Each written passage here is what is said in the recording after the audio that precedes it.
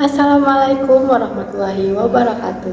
Salam sejahtera bagi kita semua. Salam Om Swastiastu, Namo Buddhaya, salam kebajikan. Sebelum dimulai, izinkan saya menyampaikan pesan terlebih dahulu. Jadilah warga negara yang cerdas, yang mampu memilah serta memilih. Karena pada era globalisasi seperti saat ini, dapat memberikan dampak yang sangat kompleks bagi kehidupan berbangsa dan bernegara.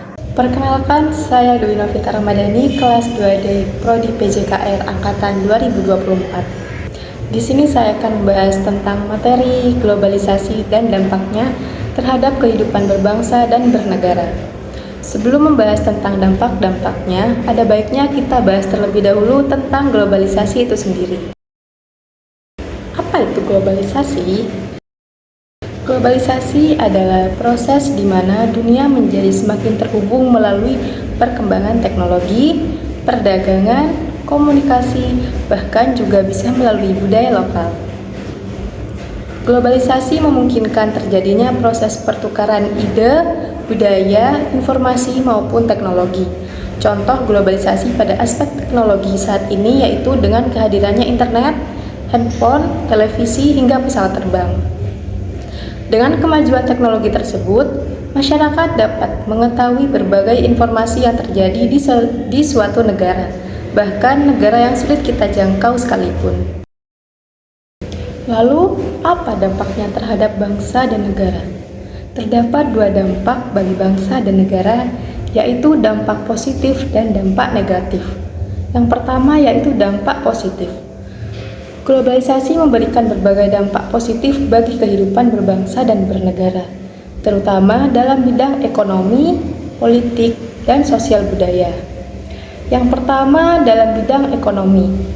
Globalisasi dapat mendorong pertumbuhan ekonomi di mana pertumbuhan ekonomi tersebut dapat terjadi melalui perdagangan bebas dan investasi asing.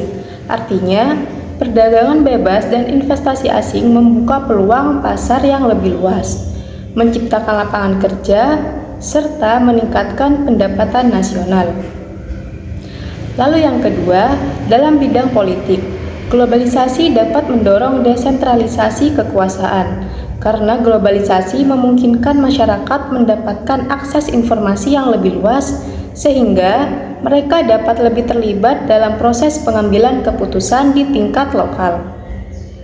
Hal ini mendorong pemerintah daerah untuk lebih responsif terhadap kebutuhan dan aspirasi masyarakat setempat. Lalu yang ketiga, pengaruh positif globalisasi terhadap bangsa dan negara dalam bidang budaya, yaitu penyebaran nilai-nilai budaya asing yang positif. Globalisasi dapat memfasilitasi penyebaran nilai-nilai positif dari budaya asing, seperti etos kerja tinggi, disiplin, dan kemandirian yang dapat diadopsi atau ditiru oleh masyarakat lokal. Tidak hanya dampak positif, globalisasi juga membawa dampak negatif bagi kehidupan berbangsa dan bernegara, yaitu yang pertama, ketergantungan ekonomi. Ketergantungan ekonomi dapat menjadi salah satu dampak negatif globalisasi terhadap bangsa dan negara, karena globalisasi mendorong negara-negara untuk saling bergantung dalam perdagangan dan produksi. Ketergantungan ini bisa menjadi bumerang ketika terjadi krisis ekonomi di negara lain, karena dampaknya bisa dirasakan oleh negara-negara yang bergantung pada negara tersebut. Yang kedua, dalam aspek politik, globalisasi berdampak negatif pada gangguan keamanan dan stabilitas politik. Globalisasi dapat memicu gerakan separatis dan radikalisme, terutama di daerah yang merasa tertinggal secara ekonomi. Penyebaran informasi yang tidak terkontrol melalui media sosial dan internet dapat memicu konflik sosial dan polarisasi masyarakat. Lalu yang ketiga, pengaruh negatif dari adanya globalisasi dalam aspek sosial budaya, yaitu lunturnya nilai-nilai budaya lokal. Hal ini terjadi karena masuknya budaya asing, terutama budaya barat yang dapat menggeser bahkan menghilangkan nilai-nilai budaya lokal yang sudah ada. Anak muda cenderung lebih tertarik pada budaya populer global yang seringkali mengedepankan konsumerisme, individualisme, dan hedonisme daripada budaya tradisional.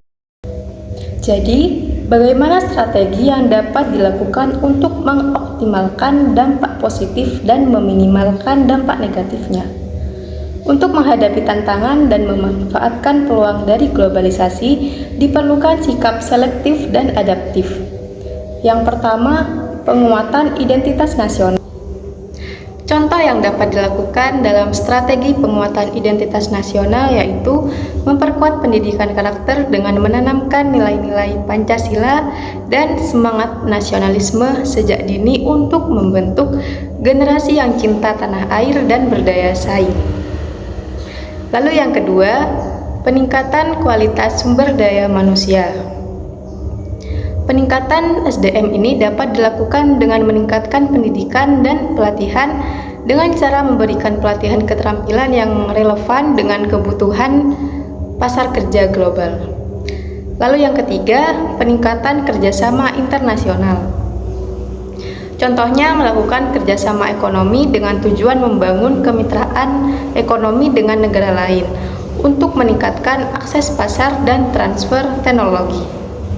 Lalu yang keempat, penyaringan informasi dan budaya dengan memfilter informasi negatif agar masyarakat mampu memilih dan memilah informasi yang benar dan bermanfaat serta meningkatkan kesadaran akan dampak budaya asing dan menyaring budaya asing yang masuk agar tidak menghilangkan identitas bangsa.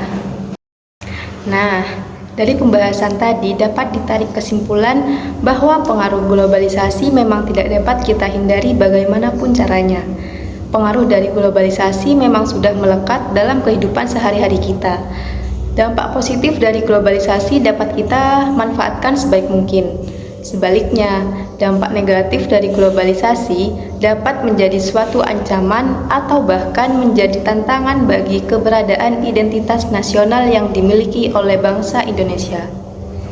Oleh karena itu, kita harus berupaya untuk menguatkan identitas nasional bangsa Indonesia. Hal ini dapat kita atasi dengan cara selalu membentengi diri terhadap pengaruh-pengaruh negatif proses globalisasi. Selain itu juga, proses pendidikan sangat berperan penting dalam menghasilkan generasi muda yang baik dan cerdas yang mampu menguatkan identitas nasional bangsa Indonesia. Terima kasih atas atensi teman-teman semua. Sampai jumpa pada diskusi selanjutnya. Wassalamualaikum warahmatullahi wabarakatuh.